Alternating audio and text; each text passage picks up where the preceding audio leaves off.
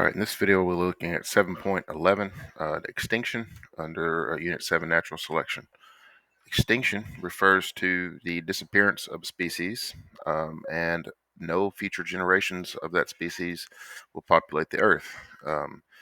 This is a naturally occurring thing that happens throughout the history of the Earth. They can happen at on a smaller scale, just kind of periodically occurring, or they can happen on a larger scale where lots of extinctions are happening all at once. And typically, these mass extinction events are what we use to divide our geologic time. And you can see here are the six major extinctions that the Earth has had. Of course, the sixth one is, you can see it here. It says probable, is probably are caused by our own actions, and we can talk about that in a bit. But extinction essentially occurs, or these mass extinctions essentially occur because of times of ecological stress. The populations are not able to respond quickly, and so they are basically killed. It is kind of like natural selection and fast forward, because species are not able to adapt, and so they die quicker. It's usually because of some sort of event like an asteroid or a volcano or something like that that causes a very quick amount of death. And as you can see, the Earth has never been completely devoid of life, and so that small amount of life has been able to adapt and come from that. Human activity can actually drive up extinctions as well.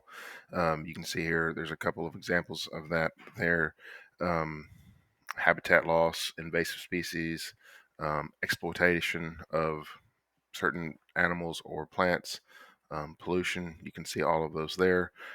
This is going to lead to diversity loss in the ecosystem, but it's also going to lead to those things that are currently staying alive are going to be more adapted to humans and able to cope, which is again how all extinction events work.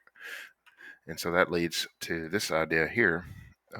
Speciation and extinction rates determine the amount of diversity in an ecosystem. If there's a high species biodiversity, can result from high levels of speciation and lower levels of extinction. A good example of this is when the dinosaurs went extinct at the Chicxulub event.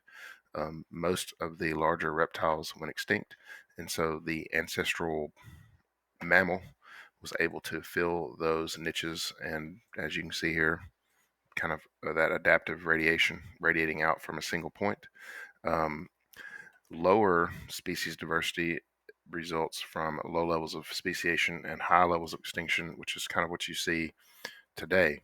There's going to be, biodiversity is decreasing because of human activity, and because there's a high level of extinction. The Earth has always recovered from these extinction level events, and so that has been one of the norms.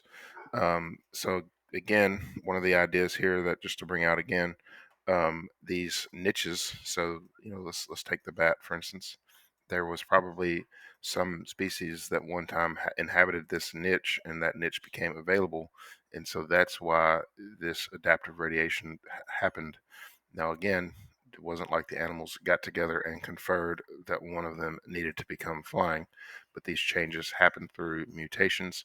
Those mutations represent favorable changes and favorable phenotype changes, and thus that particular species will populate and inhabit that new niche.